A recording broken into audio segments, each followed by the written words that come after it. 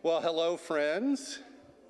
It's great to see you here this evening. I can tell we have a lot of non-United Methodists because our front rows are much more occupied this evening than they are on a Sunday morning. But blessings to you all. I am Reverend Jeff Prothrow, and I serve as senior pastor here at Asbury United Methodist Church. And on behalf of its people, I want to offer a special welcome to all of you gathered here this evening. For some, this is a gathering of friends who have been doing important work, ensuring the rights and well-being of our immigrant community.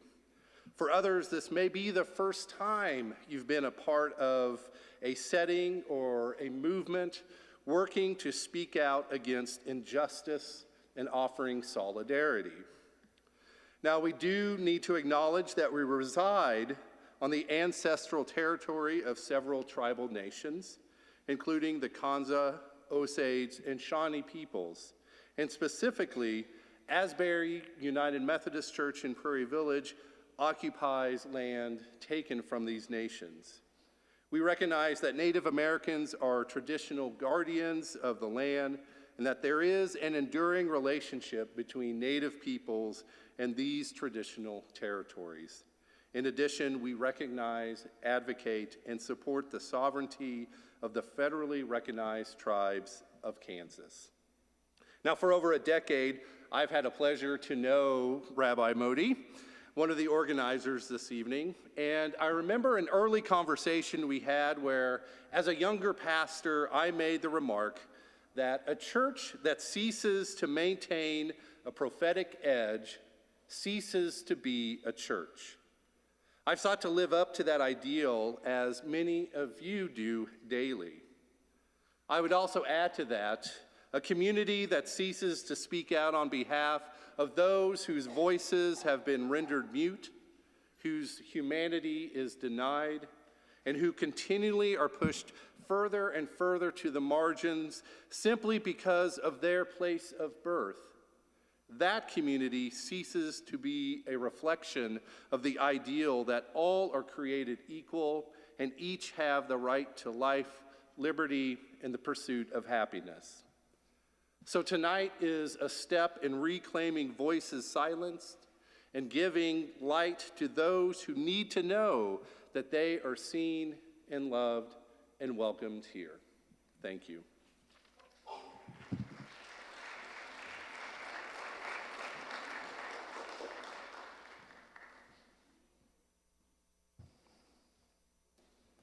Good evening, friends. I'm Rabbi Moti Reber. I'm the Executive Director of Kansas Interfaith Action. And I welcome you. Thank you for devoting your Thursday evening to this event. In July of last year, many of these same organizations, same groups held a vigil similar to this one at St. Andrew in Olathe. At that time, we decried the Trump administration's extrajudicial kidnappings of immigrants, either deportation of them without due process or warehousing them in prisons or in literal warehouses across the country, and in opposition to the repurposing of the for-profit CoreCivic detention facility in Leavenworth. Although in our short attention span country, much of the public focus has gone away from this issue, CoreCivic is open, warehouses are being built and used, and due to the budget bill last year, ICE, rogue, untrained, supervised only by the president's cronies, militia, is the most heavily resourced law enforcement organization in the country.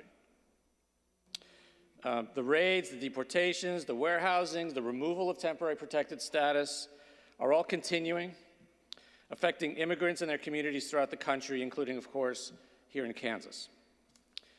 In the Kansas legislature this year, they attempted to pass a bill removing the right to in-state tuition for post-secondary education from Dreamers, so people who had been brought here in their youth and who attended and graduated from Kansas high schools. Due to the hard work of our coalition, including many of the groups gathered here, we were able to stop that bill. But the legislature also passed a bill that will remove even more protections against ICE's violence, giving them the same kind of legal protection that regular law enforcement enjoys, and putting into law a 25-foot boundary between immigration enforcement and community support, protest, or recording. You will often hear people leaning on the word illegal when talking about immigrants, but when temporary protected status can be removed on a whim, or when green cards, visas, and seemingly perhaps even citizenship can be rescinded, what does legal even mean? We need and have needed for years a rational immigration system, which we do not have. In Kansas, as much or more than anywhere else, the truth is that we both depend on and are enriched by the very immigrants who are now being terrorized by our government as convenient scapegoats and as a distraction from the real threats to our nation and our communities. Yesterday on NPR, I heard a story about how senior citizens' homes are having a staffing crisis because so many of their caregivers, who often are immigrants, are being deported or hiding out in fear of deportation. This is only one aspect of the cost of this policy to our society and to our economy, but the reason to treat immigrants with respect is not because of their impact on the economy. It is because they are human beings, beloved in the eyes of God, who deserve dignity and respect, who deserve a functional immigration system, and who deserve the promises this country has made to them. Among our many faiths and traditions, we are united by a belief summarized in the words of Leviticus 19:34, "The foreigner residing among you must be treated as your native born. Love them as yourself, for you were foreigners in Egypt. I am Adonai your God." There are many reasons people migrate, much of it a result of American meddling in their countries or climate change. Virtually everyone in this room, with the exception of Native Americans and African Americans, is the descendant of immigrants. My people came here about 120 years ago to escape persecution and to make a better life for themselves and their children, the same reasons that immigrants come here today. Immigrants work hard, they pay taxes, they bring a huge amount of value to our economy, and most importantly, they are human beings entitled to dignity and respect. There but for the grace of God, and about 120 years go I. We gather here tonight because it's important to keep this issue in the public eye, and for predominantly white houses of faith to rise up together and say, immigrants are our neighbors, immigrants are our friends, they are not strangers, but integral parts of our communities and our lives, and we will witness and speak up for justice for them. So join with me as we chant, say it loud, say it clear, immigrants are welcome here. Say it loud, say it clear, immigrants are welcome here. Say it loud, say it clear, immigrants are welcome here. Say it loud, say it clear, immigrants are welcome here. Thank you.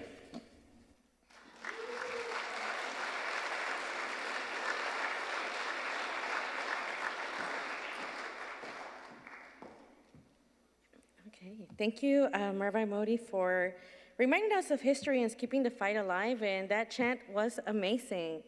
What a speech to follow. But thank you, everybody, for being here.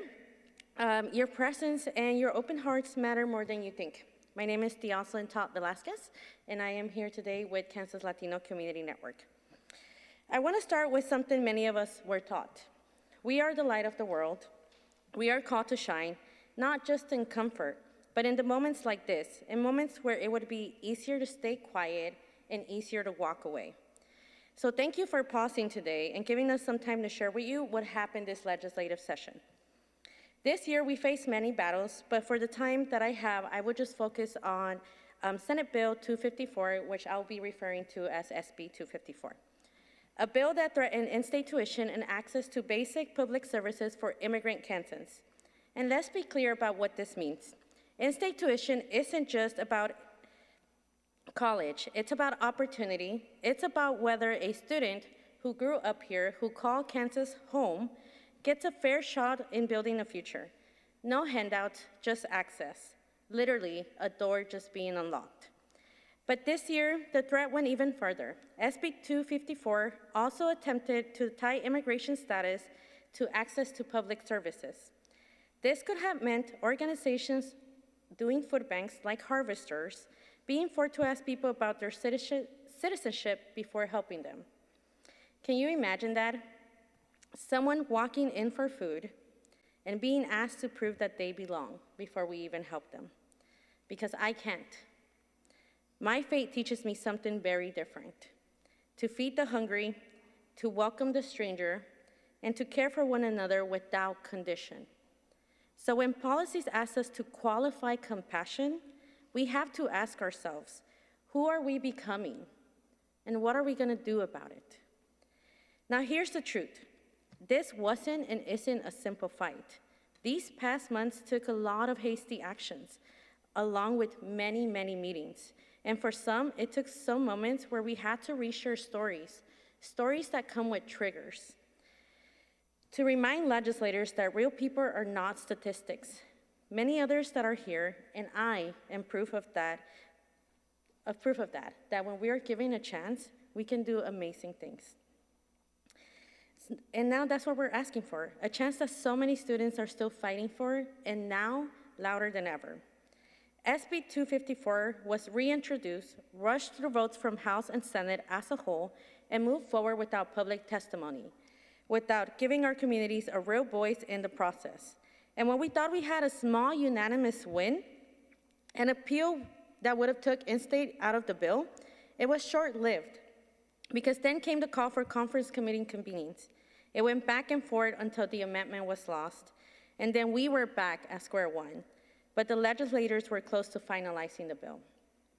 SB 254 went forward, and the ask of the veto came next, and getting the veto was not easy. It was not an easy ask. We had to prove that it was a fight worth fighting for. So in our own terms, we went and we spoke out, and ultimately we did get the veto. And the next task was to sustain. The disheartening part is that this isn't new. Year after year, we see different versions of the same effort, different tactics, but same goal: to limit access, to create fear, and to divide us. But this year we pushed back. We organized, we showed up, we spoke out, and we unified. And with a lot of work in the background, the motion to reconsider the veto never came. So we won. We stopped the bill, and this meant so much to many of us. And yes, we won this battle, but let's not get comfortable, because we already know the fight isn't over. We will need your voices again. We will need your presence, whether that's at the Capitol, on a call, in an email, or in your community talking to your leaders. Because real change and true change doesn't happen just because we hope for it. It happens because we move. And I'll be honest, sometimes we say we care, but we don't always show up. Not to the meetings, not when decisions are being made. And that has to change.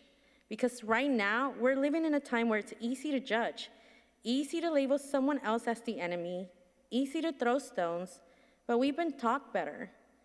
Let the one without sin cast the first stone. So before we point fingers, before we divide, let's reflect. Let's remember our responsibility as human beings, as people called to be the light, because the real work is building something better, not repeating the harm, but creating pathways filled with dignity, fairness, and love. And I'll leave you with this. There's a song and a line that says, "I looked at the world and asked, God, why don't you do something?" And God said, "I did. I created you. So don't wait, don't assume someone else will step in, and if you see it, act on it.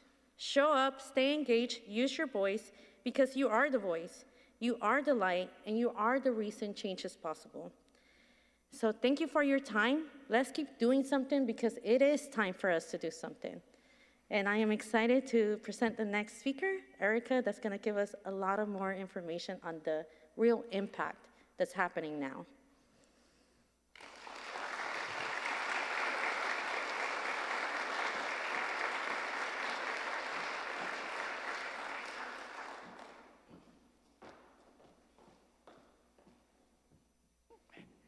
Thank you, and good evening to everybody. My name is Erica Andrade, and I work at El Centro.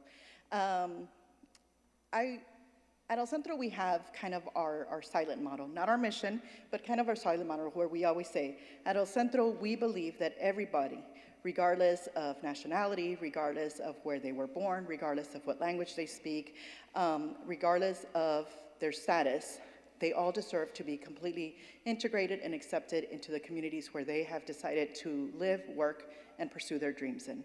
And that carries us in the work that we do. And yes, the last 2 years of our work at El Centro has been really hard. It's been hard on our community, and it's been hard on our workers, which represent our community at El Centro. Because we are a Spanish first organization, so our workers represent the community that we serve. So we have seen a lot of things that we never thought we would experience. In my 25 years of working alongside with community and working in community, there are things that I never thought I would have seen. And being in an organization where we primarily work with undocumented folks and mixed status households, we've seen a lot, but never like this. And so it definitely has been a challenge to feel like you're constantly fighting against what is happening, at the same time being there and showing up in community. And so although our services have seen a dip in primarily Johnson County, to be honest, not so much in Wyandotte, where we appreciate that, but never in life did I think I would see the day where some of our folks who have worked so hard to get into Olathe because of the better schools and the better communities are now coming back to Wyandotte because they feel safer there. But that is where we are. But I also want to focus on something else, because although the fear is real, the traumas our communities have experienced are real, the traumas that we'll continue to experience are real, that's not the whole story. The story is that immigrants, unlike to what the administration and others would like to say or put on the TV, is that we are dream builders. We come here with a dream and a hope to make a better life, however that happens. And while all of these atrocities have happened and all of these horrible things have happened, this is what keeps me going. That we have built community, that we have built partnerships, that we have continued to do the work, that more people than ever have showed up to do that work with us, but that our community is still building dreams. They are still buying homes, they are still starting small businesses, they are still showing up to activities with their kiddos, they are still getting their high schoolers into college, and if they can do that, we can do it. So that's why, at this point, my thing is, so what's next, right? Like Jocelyn said, we were created, so now it's our turn. What are we gonna do? And the truth is that it shouldn't always have to be fighting against the horrible things that are happening. It should be, how do we stop them from ever happening?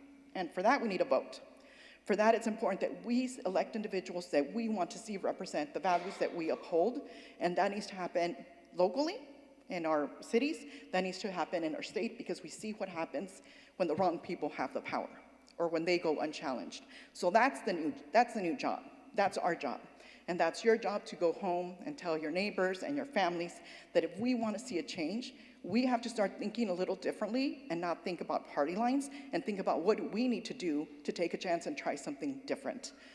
So that's the challenge, right? The challenge is we need to do the hard work now of immobilizing individuals that are going to vote at the next elections to start making some change, to start actually seeing the reflection of what we want to see in our communities. And so that is my plea and my ask for you today. Thank you.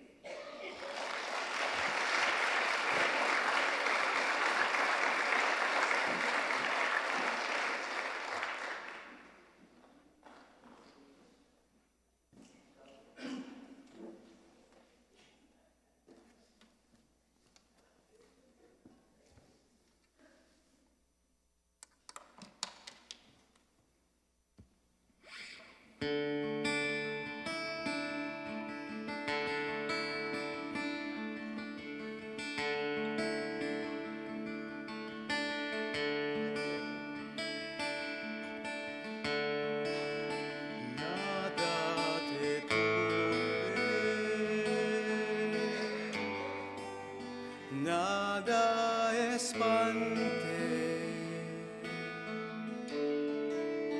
todo se pasa, Dios se muda, la paciencia, todo alcanza. Quien a Dios tiene, nada le falta. Solo Dios basta.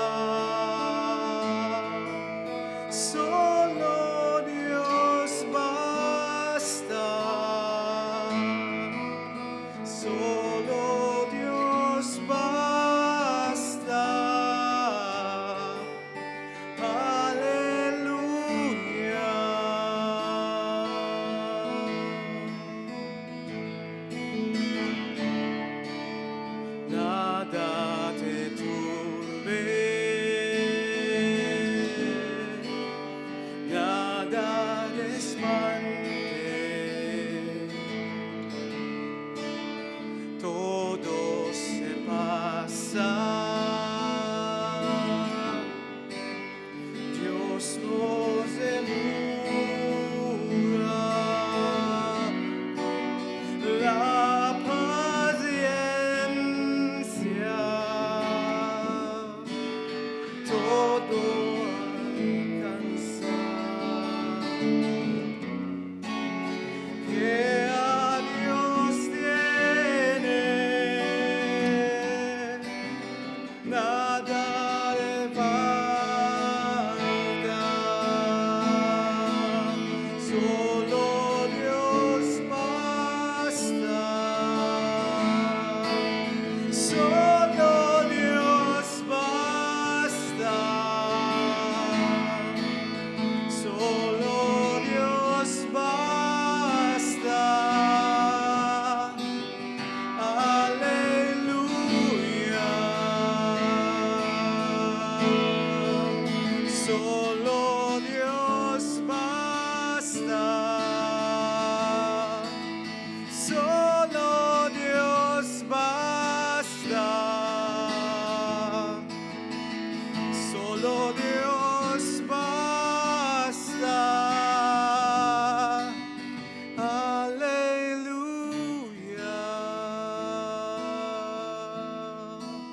Solo Dios basta.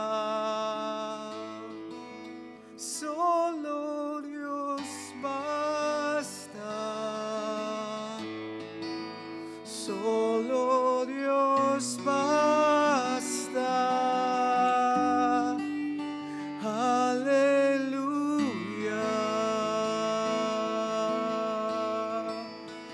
Aleluya.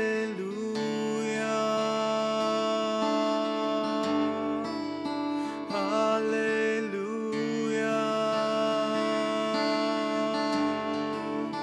Aleluya.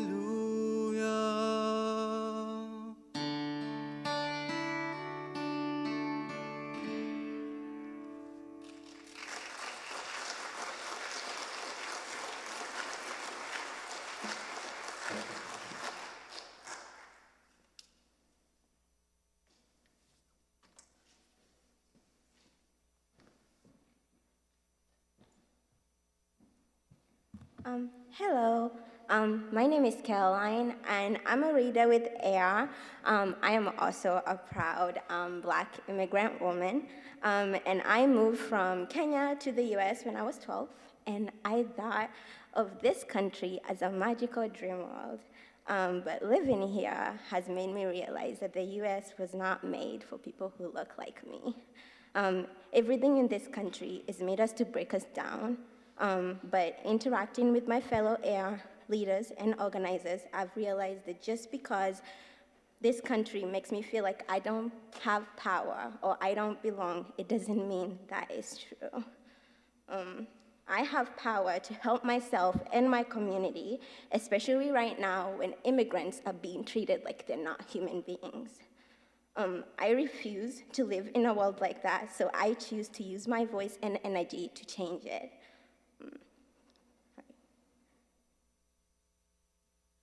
Sorry, I lost my place. So Kansas City will be one of the host cities of the World Cup. This should be a happy moment. I love soccer, so it's very exciting.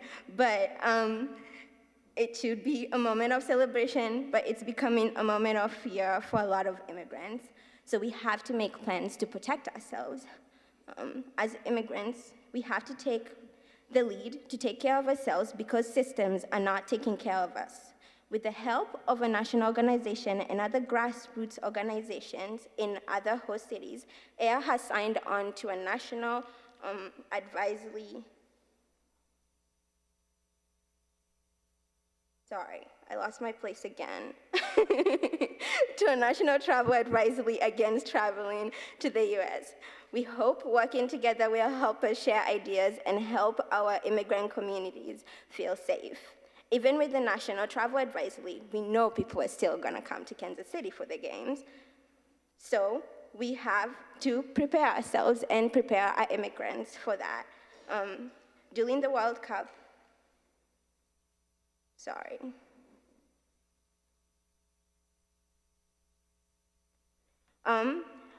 we have to prepare the community because ICE and HSI are planning to come here too. AIR plans to do this by working with community defense teams to identify affected people and train trainers in those communities to know your rights, know your rights information. We plan to start with the most impacted areas in the city first. During the World Cup, AIR leaders are also planning to patrol around the games and any watch parties in the cities. We are aiming to identify safe places where people can watch the games. AIR is also planning to canvass various businesses to educate them about the Fourth Amendment right. We are also looking into improving communication systems and ensuring immigrants in the city are aware of what is happening. My call to action for all of you is to make decisions, not to make decisions for impacted people in your life. Instead, invite them to join and get involved and encourage them to speak up for themselves. As our allies, that is how you support us, by giving us the space to use our voice and to speak up for ourselves. Thank you.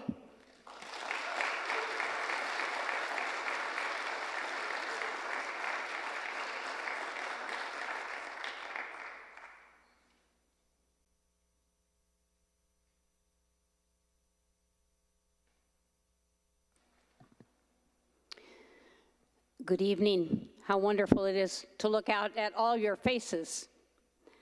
I'm Sister Tree Spangard. I'm a sister of Charity of Leavenworth. I've been a sister for 62 years.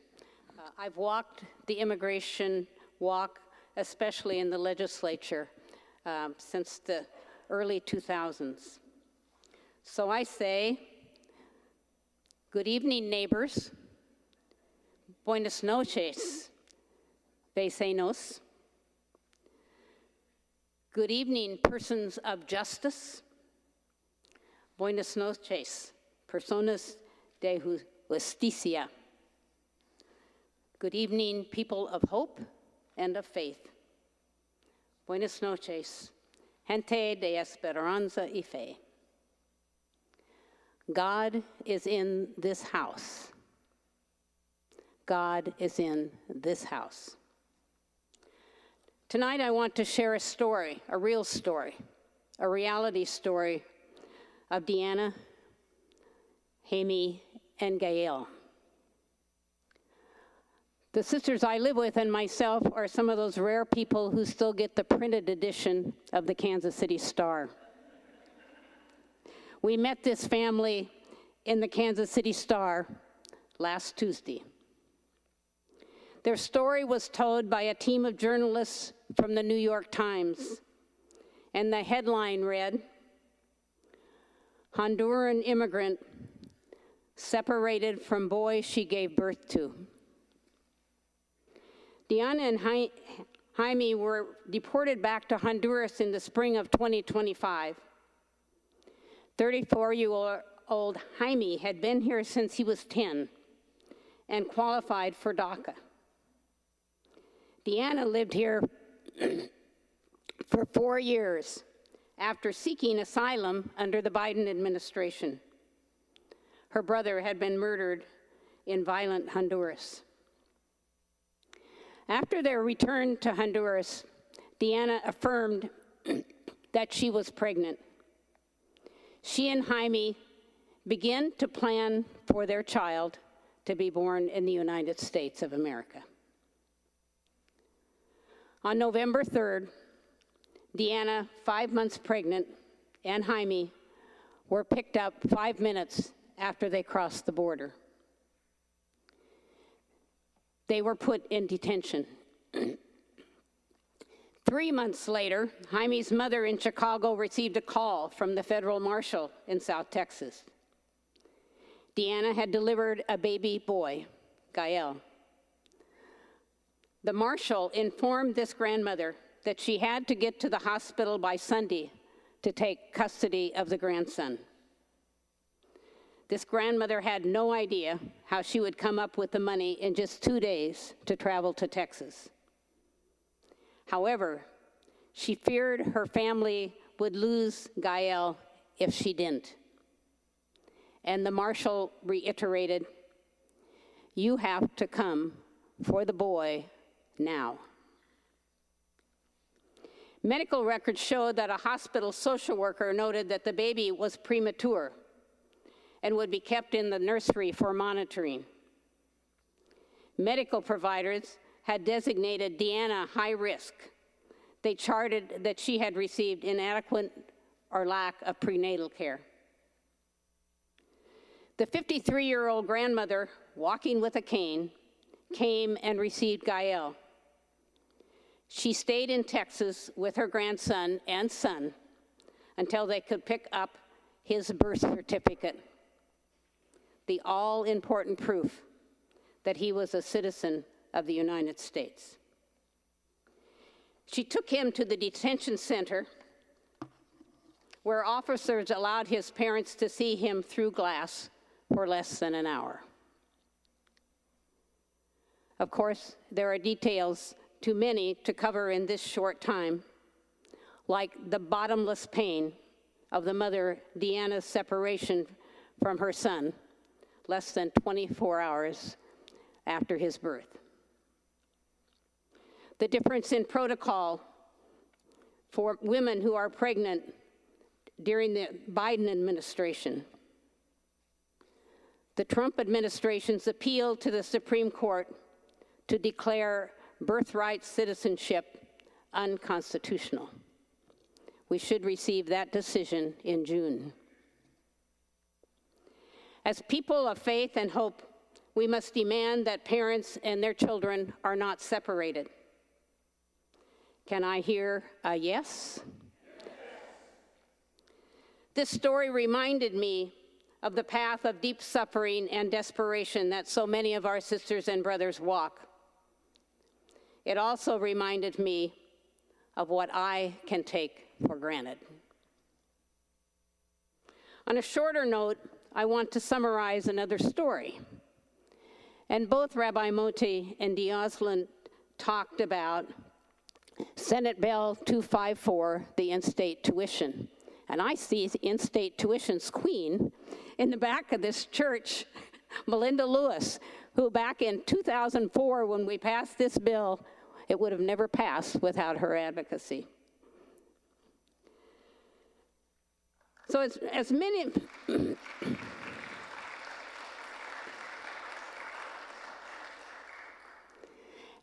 you know, this was a tough legislative session. But a number of people in this room were part of the good news of Senate Bill 254, that program, that bill that would have repealed the policy that we have had in this state since 2004.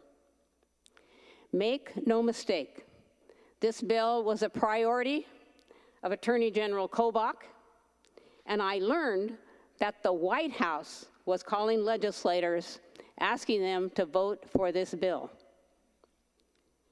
Young people from southeast Kansas, and Alejandro is right here, can you wave your hand, was one of those, got the ear and hopefully the heart of some of their legislators.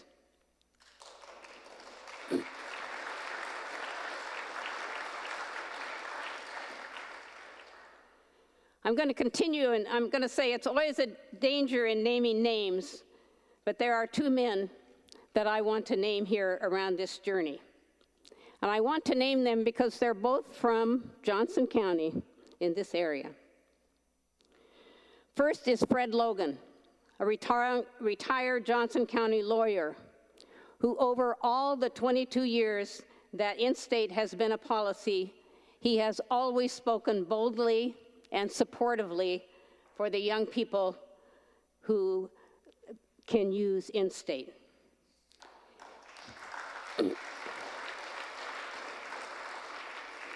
He wrote an editorial for the Kansas City Star that was used in the Senate floor debate. One of his lines was, Attorney General Kobach is wrong when he says it's against federal law. The other person is Senator T.J. Rose. This is his first session in the legislature. He asked during the Senate debate on this bill, would you say that the Bible demonstrates that God has a special place in his heart for not only the widow and the orphan, but also the immigrants in our midst? And I ask you, would you say the Bible, both Old and New Testament, demonstrate that God has a special place in his heart for not only the widow and the orphan, but also the immigrants in our midst? What do you say? Senator Rose continued, I will be voting no on this for the sake of the DACA student who is in this nation by no choice of their own. They are pursuing the American dream in no different way than you or me. And as a just and compassionate nation, I believe that it is important that we treat them well. So let us leave here with faith and hope and boldness of voice from God's Holy Spirit. For we believe in a God whose heart carries a special place for the widows, the orphans, and our immigrant sisters and brothers. And the community says, amen.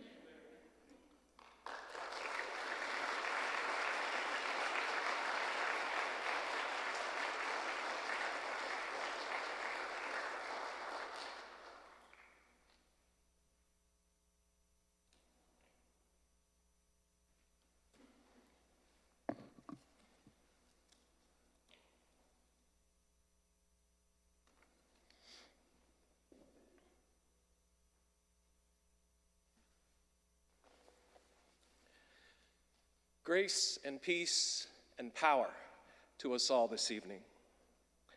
My name is Rick Behrens. I am the grateful pastor of a small but mighty little boat of Jesus followers in the Central Avenue neighborhood in Kansas City, Kansas. We are a 136-year-old congregation that has been bilingual and multicultural for the last 25 years. Additionally, it was out of our basement 20 years ago that what was to become air was born. But this coming Sunday will mark a different kind of date for us. It will be 65 Sundays since our congregation moved out of our sanctuary and into our basement for safety after Inauguration Day, January 20th, 2025. It is ironic and shameful, is it not, that the safe spaces we call sanctuaries are no longer safe spaces because we are under attack from our own government. We moved underground to protect ourselves after that man in the Oval Office issued an executive order declaring churches, schools, hospitals, and courts open hunting ground for our modern-day Gestapo troops to arrest, abuse, deport, and, as we saw in Minnesota and in detention centers around the country, ultimately murder our neighbors and those who would oppose the destruction of our communities. We've locked ourselves in our basement for the last 64 Sundays, abandoning our sanctuary to huddle together for prayer, worship, and organizing. Over that same amount of time, our little basement has become a center of organizing for our community. Moving underground has allowed our little boat to stay afloat, helping everyone to feel and be safe for the time being, and to work together with the community to oppose this inhumane administration. But the memo issued 1 year ago, which was exposed in January of this year, which encourages ICE thugs to further flaunt the Constitution and further abandon the rule of law in order to enter locations without judicial warrants, is troubling to say the very least, and leaves all of us, everyone, unprotected. The German pastor Karl Barth said, "To clasp the hands in prayer is the beginning of an uprising against the disorder of the world." To clasp the hands in prayer is the beginning of an uprising against the disorder of the world. This disorder we are experiencing today is not new. For pastors like Barth and the churches in Nazi Germany who opposed what their government was doing, prayer was the starting point. Unfortunately, for many German Christians, it was also the ending point. It's easy to come to events like this and believe we've done something monumental. Don't get me wrong, prayer can be and has been the start of many monumental movements. But by praying, we can also feel that we've somehow fulfilled our requirement to love our neighbors without doing anything. But what Barth said was that prayer should be the beginning of a what? Prayer should be the beginning of a... In Nazi Germany, some churches were only interested in keeping the Nazis out of their business, out of the church affairs. They didn't really care what else was going on, what else the Nazis were doing. But others we know, like Pastor Dietrich Bonhoeffer, put their very lives on the line and put hands and feet to their prayers to organize and to fight against racism, authoritarianism, oppression, and genocide. It was Bonhoeffer who said, "We are not to simply bandage the wounds of victims beneath the wheels of injustice. We are to drive a spoke into the wheel itself." In 1935, Marga Musel, a deaconess from Berlin, said, "Why does the church do nothing? Why does it allow unspeakable injustice to occur?" She asked, "What shall we say one day to answer the question, 'Where is thy brother, Abel?' The only answer that will be left to us, as well as to the confessing church," she said, "is the answer of Cain. Am I my brother's keeper?" Despite her efforts, her call to action was largely ignored, and her statement was not discussed at the National Confessing Church Synod in Augsburg that year. And the Confessing Church continued to do nothing to resist anti-Semitism and the Holocaust, which resulted in the death of 6 million of our Jewish siblings. We are called to be keepers of our siblings. We are called to care for and love one another in powerful prayer.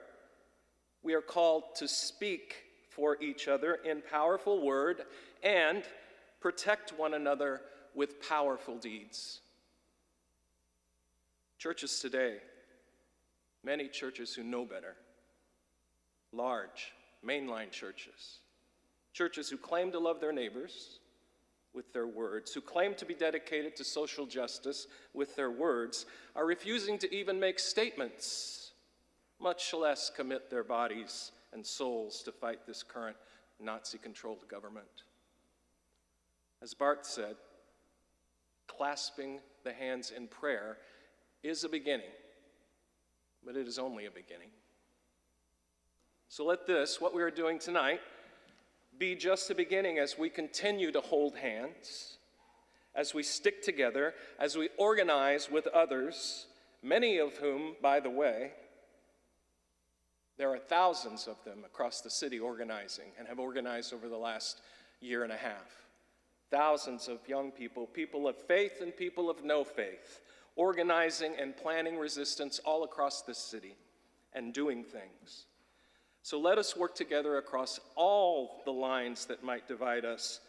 Let us work together to drive that spoke into that wheel of injustice. And let us not grow weary in the fight.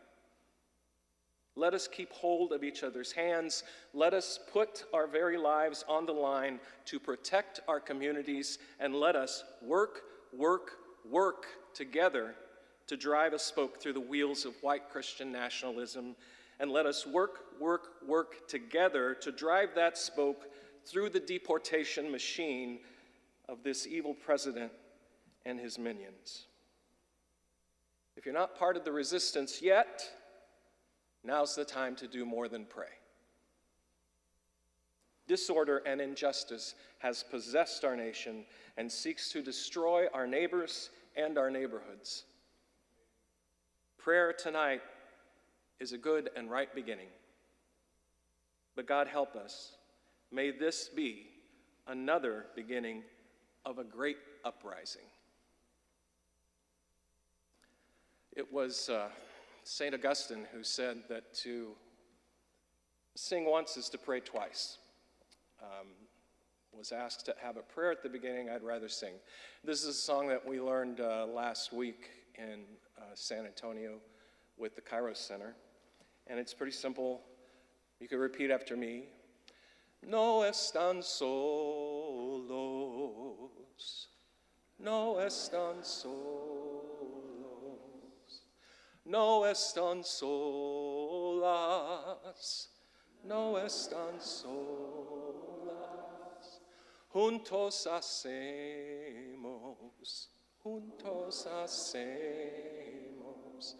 la liberación, la liberación. No están solos,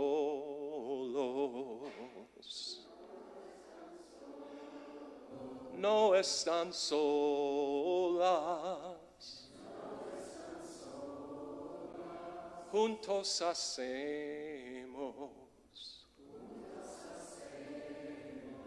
la liberación, la liberación. La liberación.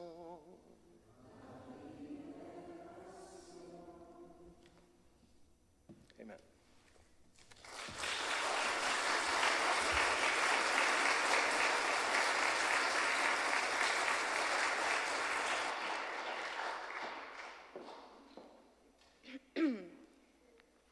Hello, my name is Jess Farrell, and I am the Executive Director of Center of Grace. We are a community outreach center in South Olathe.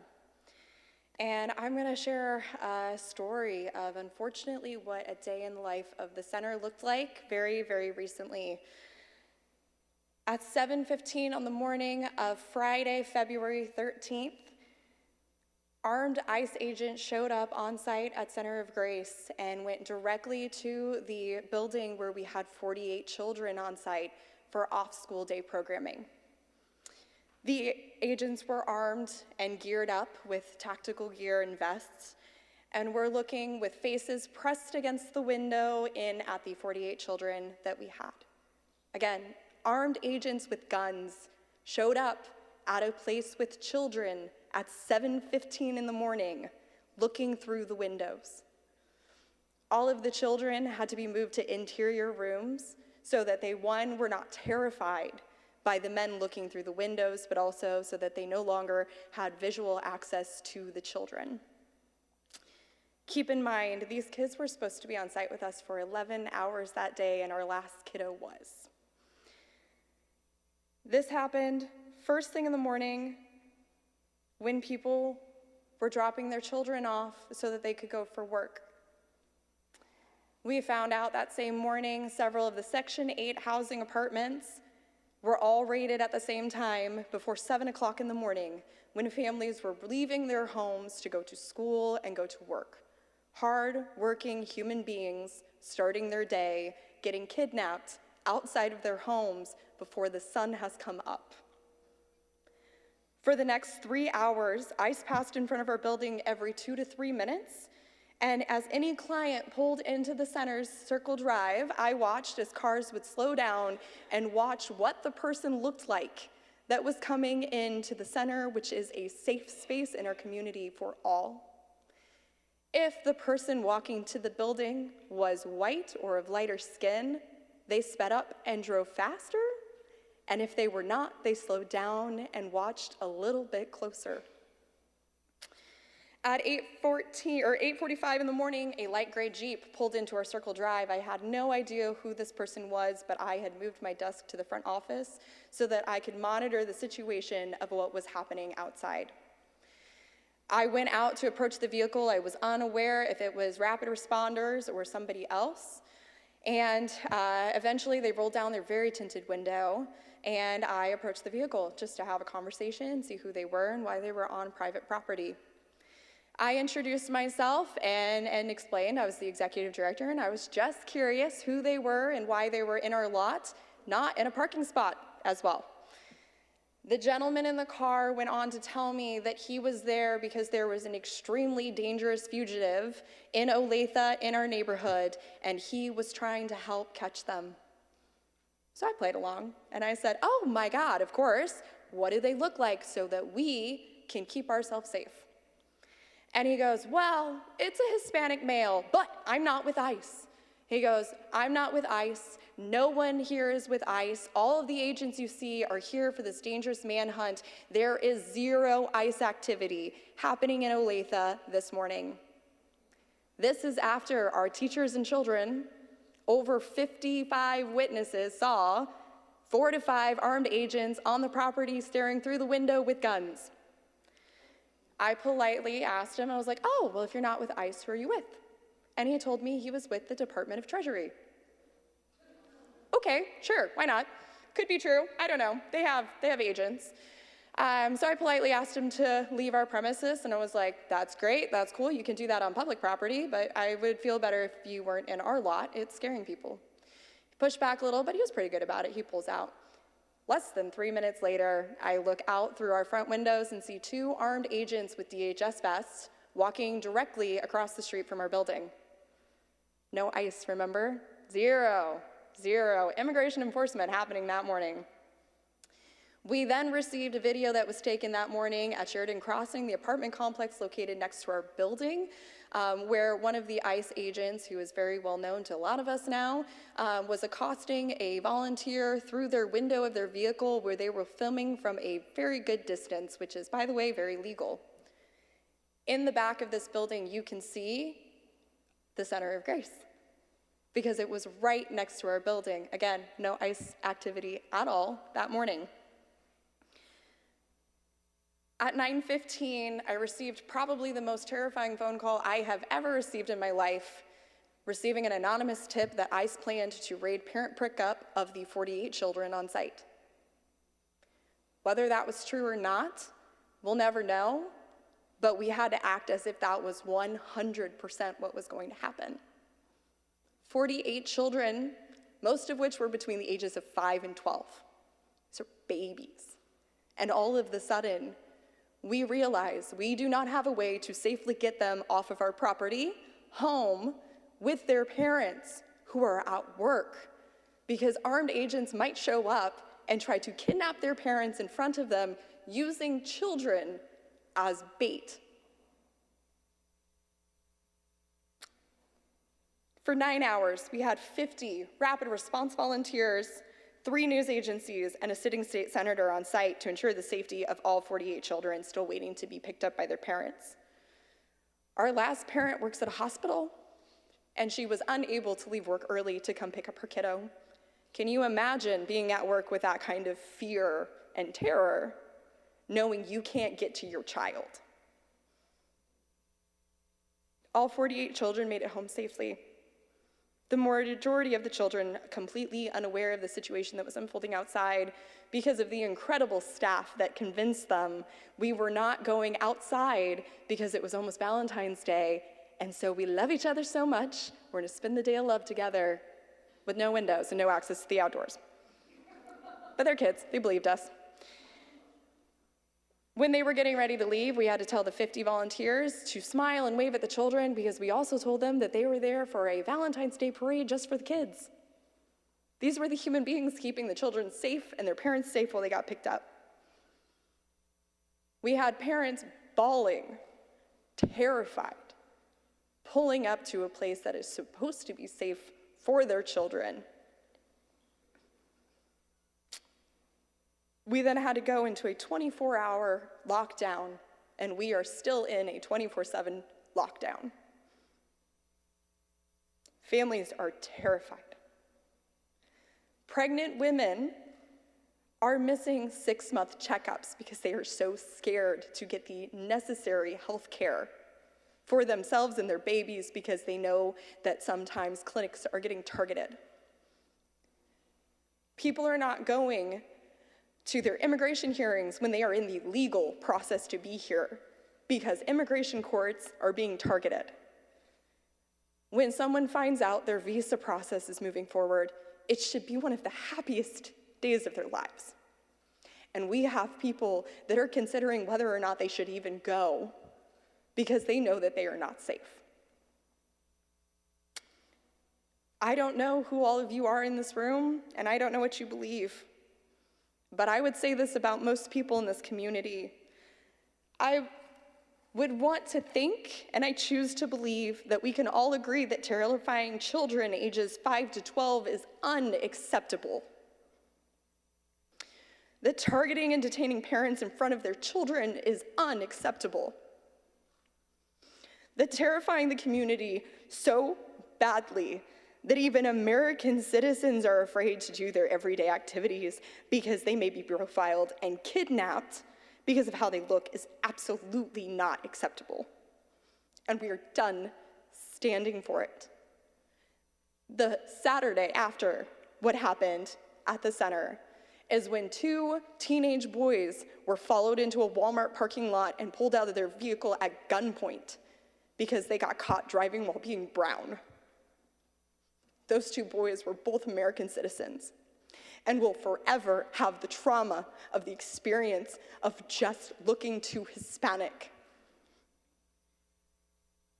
Now, what are we gonna do? This whole thing has been so terrifying for everybody, and there's so many people that want to get involved, and it feels so big and it's so scary.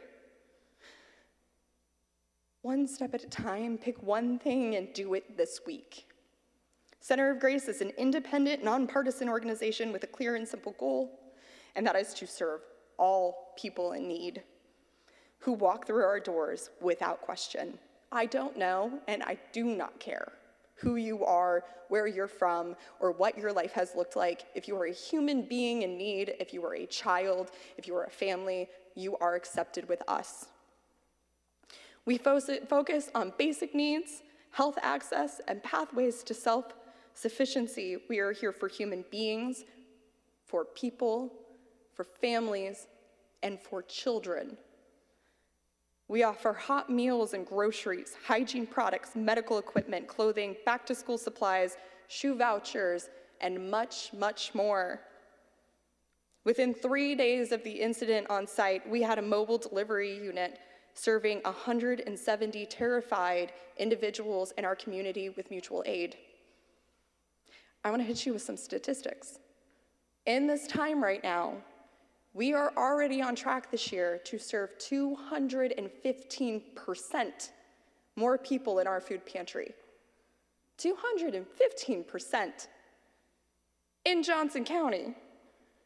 Last year, year 1 of this administration, we saw a 33% increase in the number of students we served for back to school. I am terrified to see what that number will increase to this year as fear rises, prices go up, people are losing their income, and they are terrified to leave their homes. So I say, a call to action for everybody. There are a million ways to get involved, and it can feel so overwhelming trying to figure out where you fit. But there are some really, really easy things that you can do to get involved. And some of them are behind the scenes, because we know Sometimes being loud and standing on a stage like this can be very scary to put your name out there. But you can get involved with food drives, with mutual aid, with volunteering, and be the silent hands behind our immigrant community that are making it possible for us to meet the ever-rising demand and the need in the community. Find one thing that you can do and do that. When you look back at your life, how will you remember treating your neighbors, treating the children in your community? Thank you.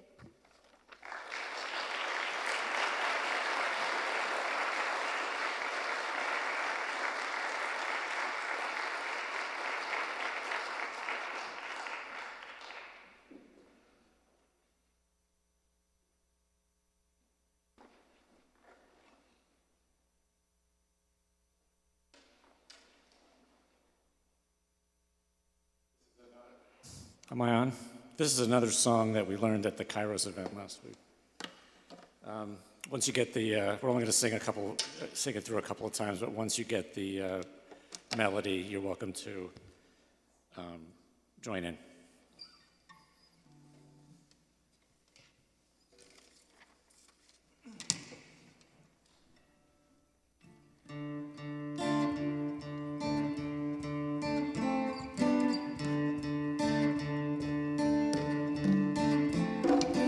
Oye, mi gente, traemos la fuerza, la libertad es nuestra bandera. Rise up, my people, my condors, my eagles. No human being will ever be illegal.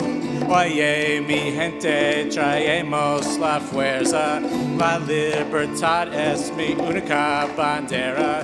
Rise up, my people, my condors, my eagles. No human being will ever be illegal. We belong, we belong, we belong, we belong, we belong together. We belong, we belong, we belong, we belong, we belong together. We belong, we belong, we belong, we belong, we belong together. We belong, we belong, we belong, we belong, we belong together. Oye, mi gente, traemos la fuerza, la libertad es mi única bandera. Rise up, my people, my condors, my eagles. No human being will ever be illegal. Oye, mi gente, traemos la fuerza, la libertad es mi única bandera. Rise up, my people, my condors, my eagles. No human being will ever be illegal.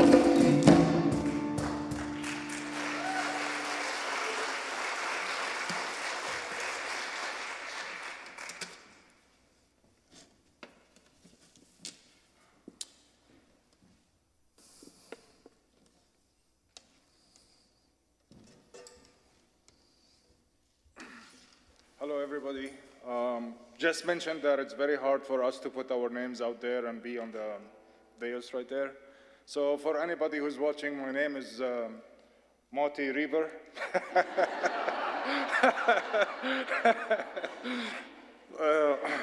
My name is Mohammed, and I am here representing CARE Action, Kansas chapter. CARE Action is the Council of American Islamic Relations Action, Kansas chapter. I stand before you as a Muslim and as a Palestinian American. I mean, it's hard for you to believe that I am an immigrant because I have flawless accent, but you know, please. My faith actually teaches me that justice is not optional. Compassion is not optional, and standing with the vulnerable is not optional. In fact, the Quran tells us, "Let there be a group among you who call others to goodness, encourage what is good, and forbid what is evil. It is they who will be successful." This is from 3:104. That is why we are here today. We are not here because it's easy. We are here because it's right. Another example from the Quran is, do not let the hatred of people provoke you to transgress. This is 5:2. That verse matters deeply in this moment, because fear can make people cruel, anger can make people forget their values, politics can make people forget their humanity. But our faiths, all our faiths, call for something higher. Whether we say God, whether we say Allah, Lord, or the Creator, we know this, that the way we treat the stranger, the poor, the vulnerable, the weak, and the afraid says something about who we are. And today, by being here, we choose who we are. We choose hope over fear. We choose love over hate. We choose peace over violence, and we choose courage over silence. And let me be honest, the road ahead may not be easy. Some families in our communities are actually feeling afraid. Some communities are feeling targeted. Some people are exhausted from having to prove again and again that they belong. I am actually one of those people. Every time I go to the airport, I am randomly selected. I mean, if I bought maybe, lottery ticket, for those odds, I would be a millionaire by now, but whatever. So today, we say to every immigrant family, you are not alone. Every one of us here is with you. To every refugee, you are not forgotten. To every child afraid for their parents, we see you. To every person wondering whether this country still has room for them, we are here to say, yes, this country still has room. There must be a room. So let us leave this rally not only encouraged, but also committed.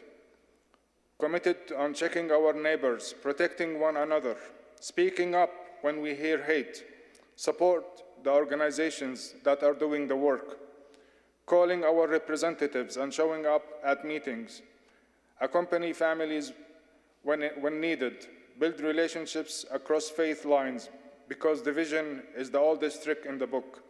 And frankly, we are getting tired of that trick. Let's put our faith values into action by protecting and caring one another, despite what lies ahead.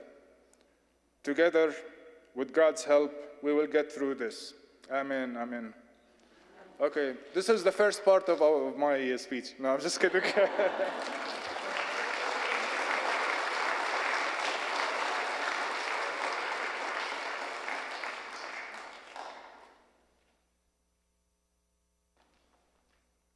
Y'all picked the worst picture of me, too.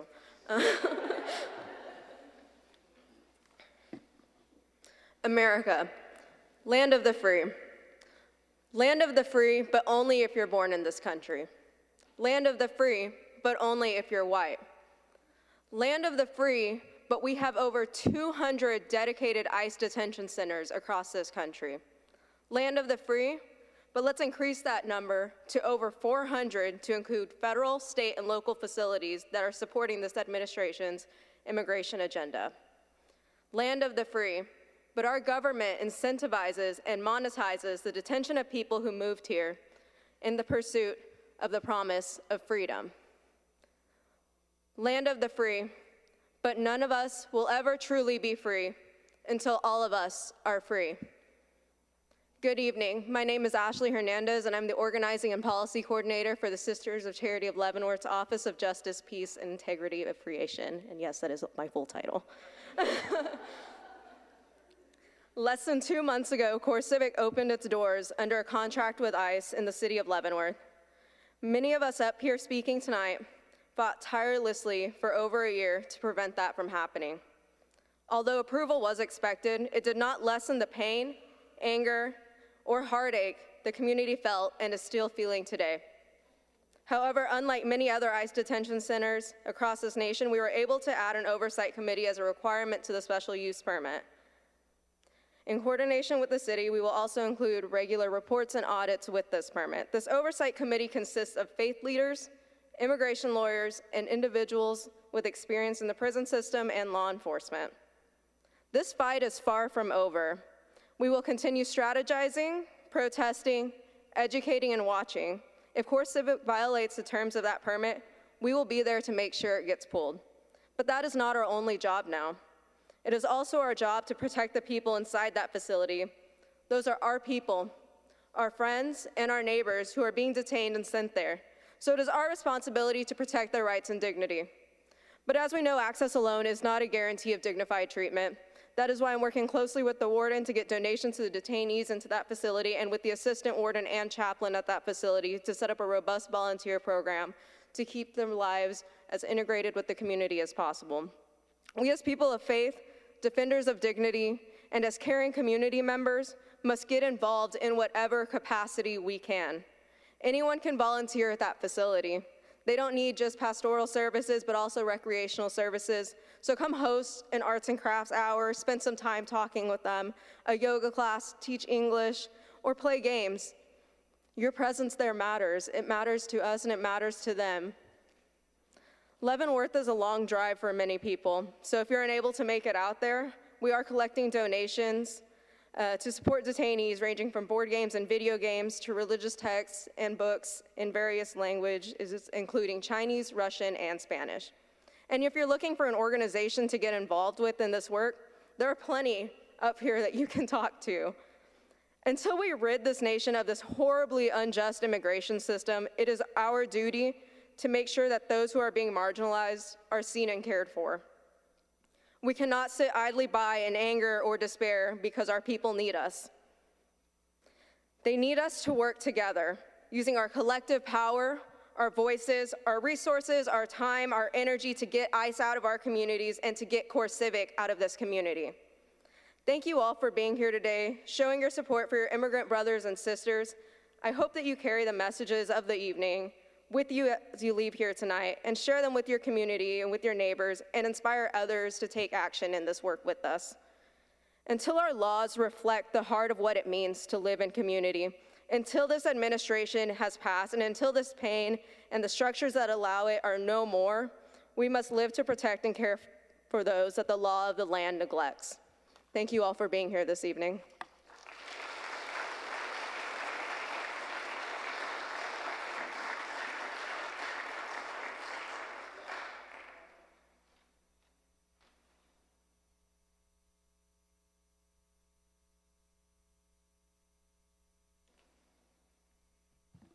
Oh, goodness. Howdy, y'all. Good evening. My name is Alejandro Rangel Lopez. I'm the campaign manager for New Frontiers, a project of Loud Light, working to empower young folks in Southwest Kansas through the values of dignity, belonging, and freedom. If you heard that, I'm from Southwest Kansas, so a little bit out there, right? But we're all here for the same reason, right? It's been made clear to me today by all the wonderful speakers who came before me that here in Kansas and across our country, we stand at a crossroads and must decide together which path we will choose to go down. At this moment, we have to ask ourselves, what does it mean to love my country, my neighbors, and how do I show it? For a while now, we've been sold the idea that if something is wrong in our lives, it's someone else's fault, and it would all be better if that group of people weren't here.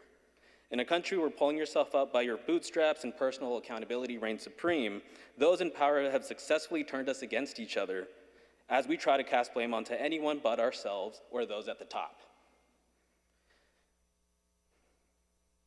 We've grown to mistrust and be suspicious of one another, thinking that if my coworker, my neighbor, or heck, even a friend gets a raise or advances in some way, that means that there's less for me.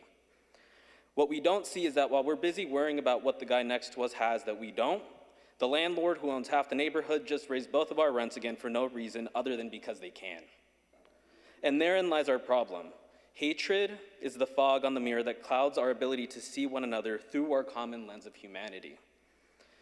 Without compassion and empathy, it becomes easy to single out individuals or groups that look different from us and morph them into some unrecognizable boogeyman, right? Hatred and the fear that comes along with it, fuel an anger founded in lies, to keep our eyes away from the billionaires with their hands deep in our pockets, robbing us, our families, and our planet of a future for what? Again, I ask, for what? This brings me to HB 2372, right? The only anti-immigrant bill out of three this legislative session that we were unsuccessful in preventing from becoming law, right?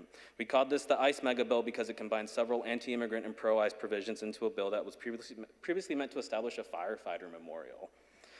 They did what is called the gut and go of this bill, taking out the original contents of it and shoving a potpourri of other bills into it and wrapping it up with a little bow, and us, the public, are none the wiser, right? HB 2372 takes effect on July 1st of this year, right? But Rabbi Moti Reber already kind of talked about what the impacts are of that bill, so I won't bore you with that again. Folks in leadership said that this bill is to protect law enforcement, but what it really does is it muddies the waters between ICE and local agencies. All this does is make immigrants of all legal statuses fearful of law enforcement of any kind and reduce reports of actual crimes, right? Putting our entire communities at risk. While we don't know how far collaboration will go, what's clear is that lawmakers like Ty Masterson and Pat Proctor saw what happened in Minnesota and are doing their darndest to make it so that Kansans like you and me have fewer legal protections from unconstitutional actions and scare us into compliance. These are charlatans, nothing but charlatans, who are scared of their own shadow, telling you that you should be scared of your neighbors because they can't imagine anyone else living any other way. I don't know what y'all think, but talking about loving your country ain't the same as doing it. Even after a year of waking up every day to a headline that is somehow worse than the one before it, I still love America. I still love America because of what I was taught it could be, what we know it can be. I still love America for the little conversations we have with complete strangers while we wait in line. I still love America for my neighborhood back in Dodge, which I liken to a United Nations meeting, because every neighbor is from a different country, and we somehow manage to live in harmony. Crazy, right? And I still love America because it isn't one thing. We're a nation of mutts, and I say that with absolute pride.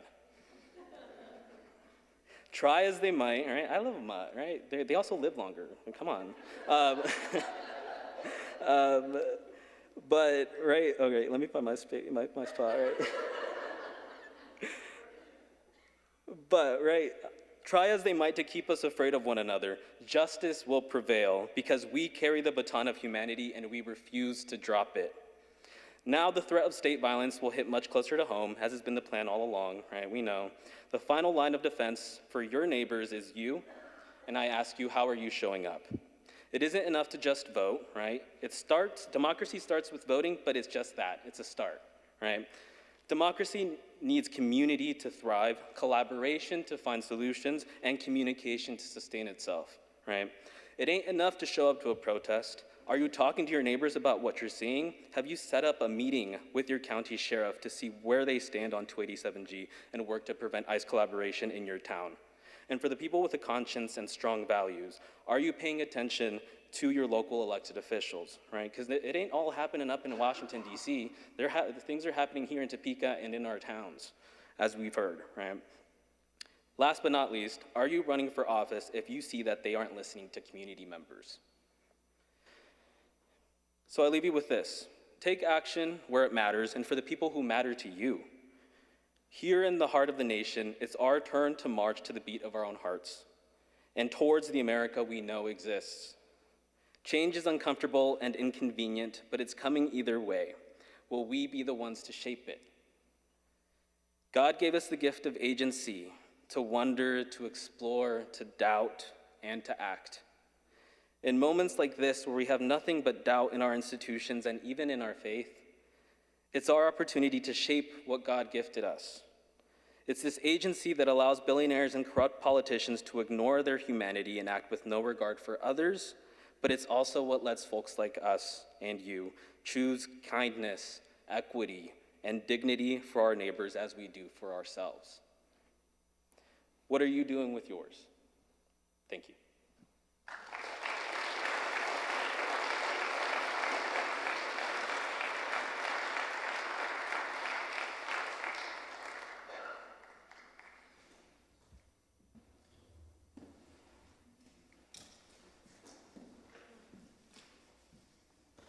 You may be here with people that you know, with friends, people that care about you. You may be here by yourself and you don't know anyone else in the room. But there is a moment when you realize that you need other people, when you take a chance, when you stand up here and share with your community, when you decide to meet with each other and plan resistance. And so we need people that we can lean on, people that we can lean with, people that we can push with. So however you got here, whatever it is, no, stand, that's perfect. However you got here, whatever is brewing in your mind and in your spirit, look at the people around you. Determine that you'll get to know someone if you don't. Declare that you'll lean on them. Be a person who can be leaned against. And we can do this together. Migs, you want to...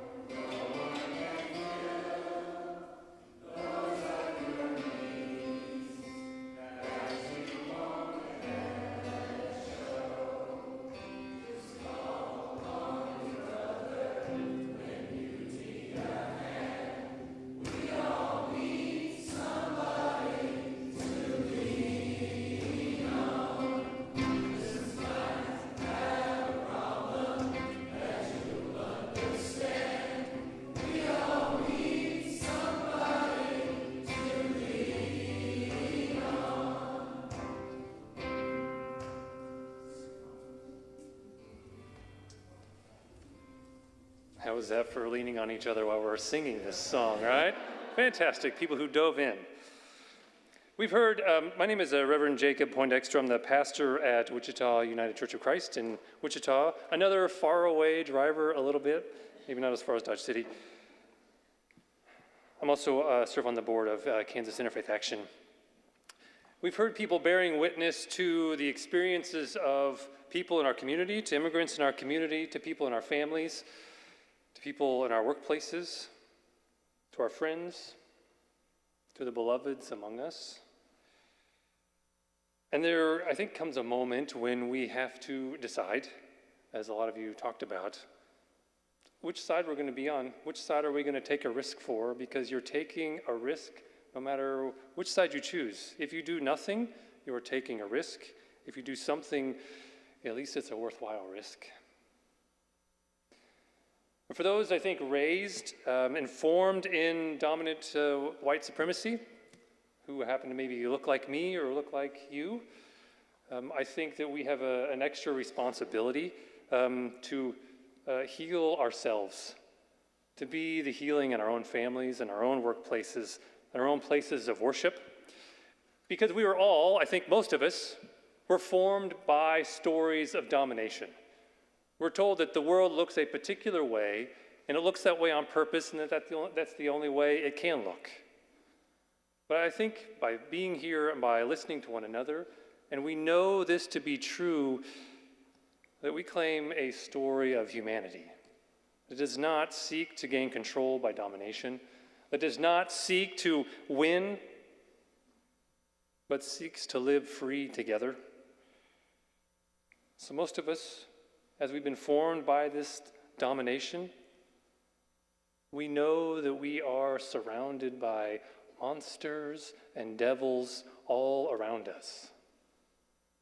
in our families, people that raised you and cared for you, sometimes the people in the churches sitting in the pews right next to you, and we are in the depths of trouble. The difference between this gathering and the one that happened last July is catastrophically different. We are in the depths of a moment of severe trouble.